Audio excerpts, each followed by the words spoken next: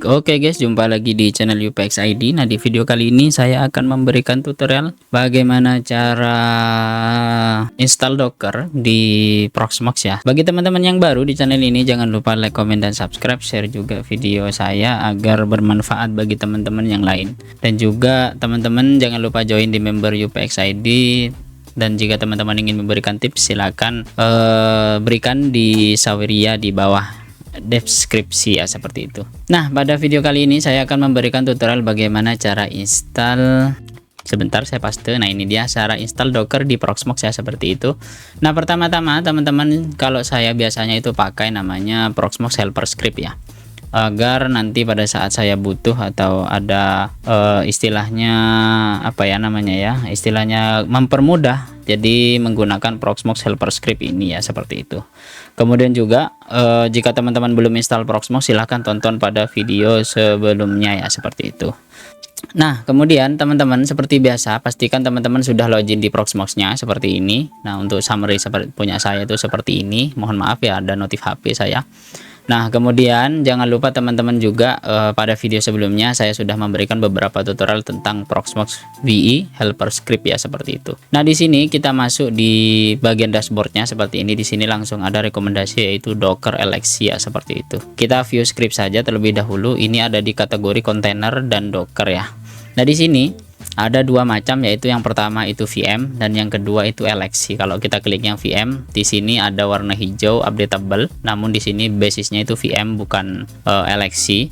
Karena di sini ya sama saja fungsinya. Nah, di sini ada beberapa keterangan kayak after the script complete, click on the VM on the summary console tab and find VM IP ya, untuk menemukan IP-nya. Kemudian script ini bisa berjalan juga di AMD 64 dan ARM 64 arsitektur ya, seperti itu. Kemudian di bawah ini ada scriptnya dan juga ada username dan passwordnya ya. Nah, yang kita akan gunakan kali ini yaitu menggunakan LXC. Nah, LXC di sini ada beberapa keterangan tambahan, yaitu seperti if LXC is created privilege, the script will automatically set up USB pass-through ya. Meskipun teman-teman tidak mengikuti cara ini, tapi teman-teman bisa menjalankan Dockernya ini di LXC dengan USB pass-through ya. Semisal ada flash disk atau mungkin hard drive yang teman-teman tancapkan di server ini atau di server teman-teman, nanti akan otomatis di pass-through ya. Kemudian di sini ada Run Compose versi 2. Nah, di sini ada beberapa update. Nah, jadi kalau yang versi pertama di sini menggunakan hyphen atau means tanpa spasi jika menggunakan Docker Compose. Nah, untuk versi 2 itu menggunakan yang versi 1 itu Docker min Compose. Kalau yang ini bisa menggunakan Docker Compose ya. Kemudian di sini ada option install Portainer and atau or Docker Compose versi 2. Nah, di sini ada opsinya seperti itu. Nah, di bawah sini ada keterangan ada dua ya, jadi ada dua pilihan, yaitu jika menggunakan default ini akan menggunakan Ubuntu Debian 12 sorry.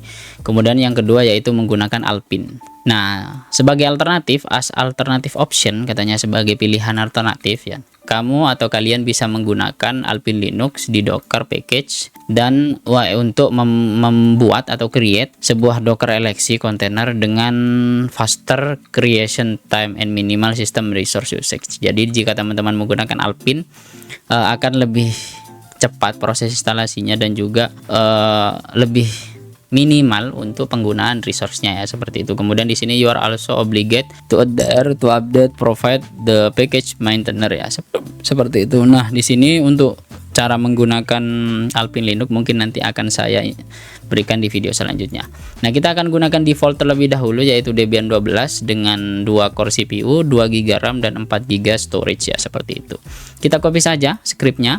Teman-teman seperti biasa masuk di PVE-nya terlebih dahulu, kemudian kita ambil di PVE yang seperti ini, yang data di bawah data centernya atau klasternya, kemudian kita pilih yang shell.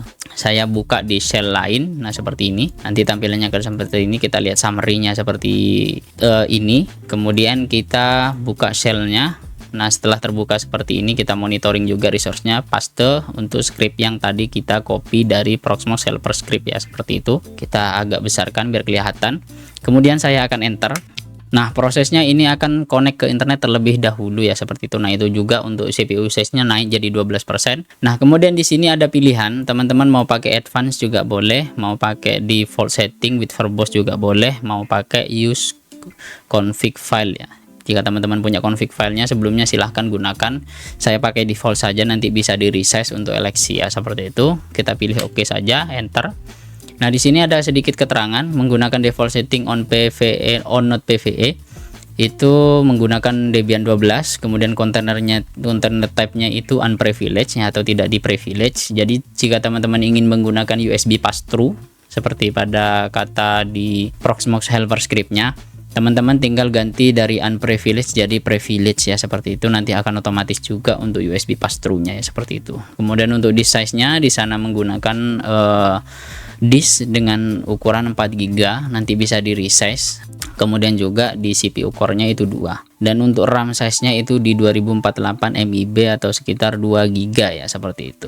Kemudian di bawah ada sedikit keterangan untuk free user storage lokal saya itu di 57,4 GB dan digunakan 5,4 GB sudah. Kemudian di sini juga ada beberapa contoh kayak lokal LVM, kemudian ada Debian standar, karena saya biasanya itu otomatis ya, sebelumnya juga sudah terdownload pada tutorial pertama, jadi tidak perlu download ulang. Dia akan menggunakan template Debian 12 yang versi 12.7-1 ya, seperti itu. Kemudian di bawah nanti akan otomatis untuk start kontainernya, kemudian customize eleksinya, dan juga setup container OS-nya. Habis itu dia akan proses connect dengan jaringan lokal kita. Nah, di sini kebetulan punya saya itu dapat di 192.168.88.48. Nah, di bawah juga akan mendeteksi jika internet teman-teman support IPv6 atau ya IPv6 connection. Jadi teman-teman nanti akan otomatis dapat ya, seperti itu.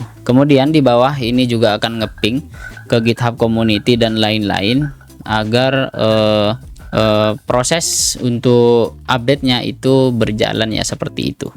Nah, untuk proses update container OS-nya sudah selesai. Nah, di sini ada install Docker versi 28.4. Nah, kemudian di sini kita ditanya install Docker Compose versi 2, saya pilih yes karena nanti untuk mempermudah saja. Nah, ini akan proses install Docker Compose versi 2-nya ya, seperti itu. Jadi teman-teman untuk komen kadang Docker min compose kalau dulu, sekarang tinggal Docker Compose saja pakai spasi ya, tanpa pakai min atau apa tadi katanya, seperti itu. Kita tunggu saja prosesnya. Ini juga tergantung dari koneksi internet di rumah teman-teman masing-masing ya. Kalau di rumah saya ya sedikit memakan waktu karena memang untuk koneksi internet di rumah saya itu masih seminim-minimalnya ya, seperti itu. Kita tunggu saja prosesnya. Nah, di sini juga akan ditanya, would you like to add Portainer UI? Saya lebih milih ya, karena biar lebih mudah untuk manajemennya ya, seperti itu. Terkadang teman-teman pakai Portainer CLI, namun kalau saya enaknya pakai UI saja agar lebih mudah, meskipun ada beberapa kadang fitur atau execution atau mungkin terkadang beberapa kayak perintah yang dieksekusi itu harus pakai CLI, namun kebanyakan sekarang sudah support pakai UI ya, seperti itu. Kita tunggu saja ya, sama kembali lagi ini tergantung dari koneksi internet di masing-masing tempat kalian ya, seperti itu.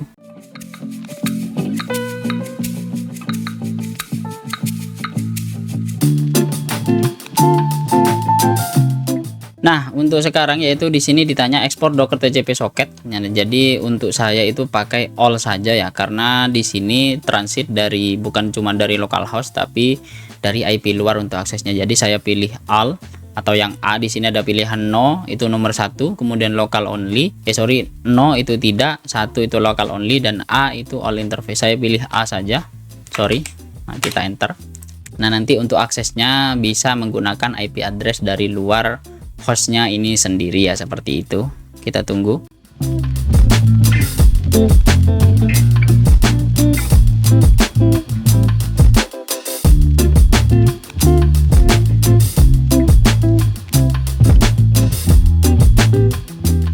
Nah, Untuk proses instalasinya sudah, di sini akan muncul URL atau IP address yang bisa kita akses. Untuk Portainer biasanya menggunakan HTTPS. Kita klik saja ini copy. Nah, kita paste Ctrl C, sorry, saya copy dulu salah. Ini di terminal ya, kita copy. Kemudian kita paste di terminal ya seperti ini. Di browser kita.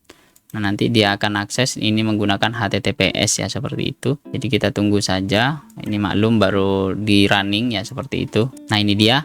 Nanti setelah running dia akan muncul privacy error. Kita biarkan saja, kita di advance, kemudian pilih proceed ya.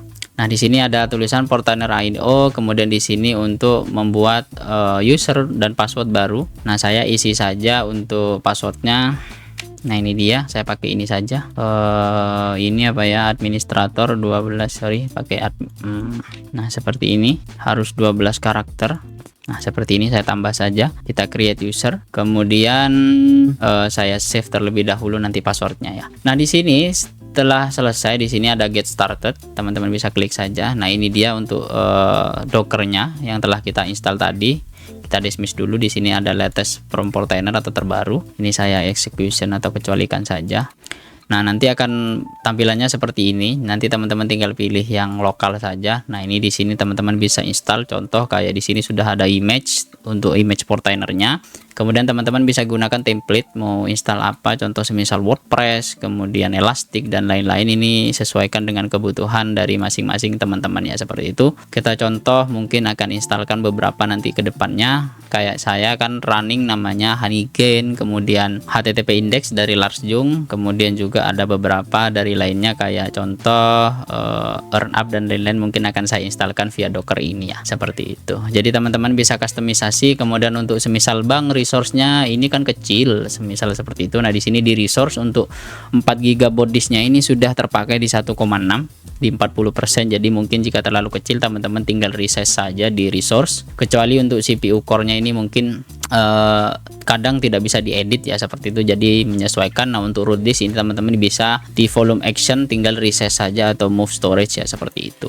Mungkin seperti itu saja untuk tutorial cara install Proxmox ya seperti ini, install Docker on Proxmox. Jadi teman-teman jangan khawatir, untuk tutorial selanjutnya mungkin ada beberapa request dari teman-teman kita belum saya buatkan karena untuk testing juga ya seperti ini juga sudah saya tes agar teman-teman pada saat praktek itu bisa kemudian kembali lagi dengan arsitektur yang teman-teman gunakan, mau ARM, ARM, ARM HF dan juga Hex86 ya. Jadi terkadang ada beberapa arsitektur yang tidak support ya seperti itu. Mungkin seperti itu saja. Terima kasih. Sampai jumpa di video selanjutnya. Bye bye. Jangan lupa like, komen, dan subscribe teman-teman ya agar channel ini bisa berkembang. Dadah.